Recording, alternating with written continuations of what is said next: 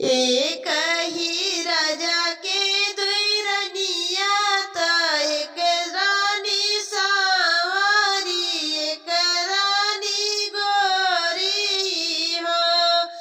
एक ही राजा के दुई रनिया त एक रानी सावरी एक रानी गोरी हो।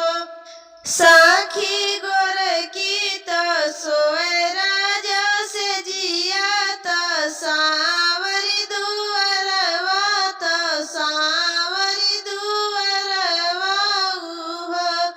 सखी गोर की तो सोए राजा से जिया त सावरी दुअरवा त सावरी दुअरवा हो। आधी राती घोड़वा तुराने त राजा उठी बांधे त राजा उठी बांधई हो।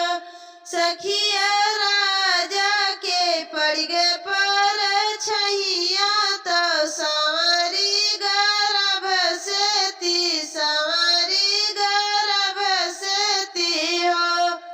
राजा सखिया पड़ गए पर छैया त सावरी गर्भ से ती हो। सावरी बाहर घर अंगना त गोरी खड़ी देखे त गोरी खड़ी देखई हो। बहिनी हम तो जे सोई राजा से जिया त सावरी दुअरवा त सावरी दुअरवा हो। बहिनी हम तो जे सोई राजा से जिया त सावरी दुअरवा त सावरी दुअरवा हो। सावरी कवने छायल चित लायु त गर्भ जनाई हो। सावरी कवने छायल चित लायु त गर्भ जनाई हो। तू तो जे सोयु राजा से जिया त हम ही दुअरवा त हम ही दुअरवा हो। गोरी आधी राती घोड़वा तुराने त राजा उठी बांधे त राजा उठी बांधई हो। गोरी आधी राती घोड़वा तुराने त राजा उठी बांधे त राजा उठी बांधई हो। गोरी राजा के पड़ गए पर छैया त हमहु गर्भ से नी हो। गोरी राजा के पड़ी पारी छैया त हमहु गर्भ से नी हो। यतन बचन सुने गोर की त मनवा दुखित भई मनवा मलिन भई हो। सखिया सोई गई तानी के चदरिया त मनवा वियोग भई मनवा वियोग भई हो।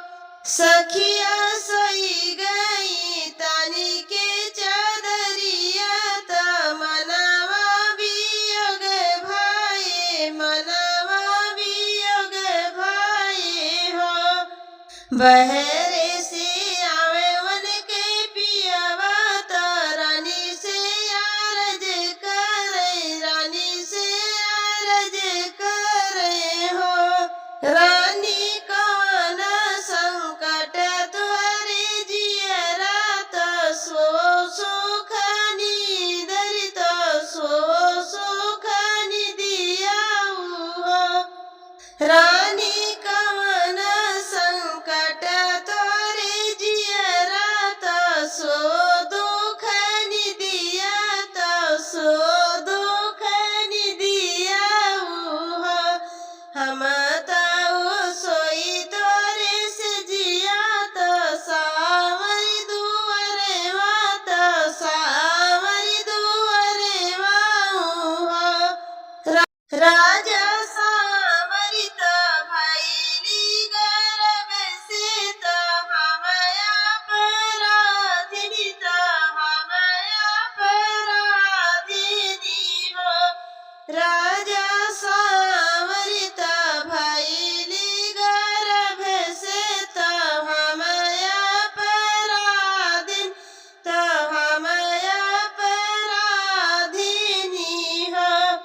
चुप रहा ये रानी चुप रहा सूरज मचाइऊ सूरज मचाइऊ हो रानी सावर के होई है लालनवा हमारे घर सोहर हमारे घर सोहर हो रानी सावर के होई है लालनवा हमारे घर सोहर हो रानी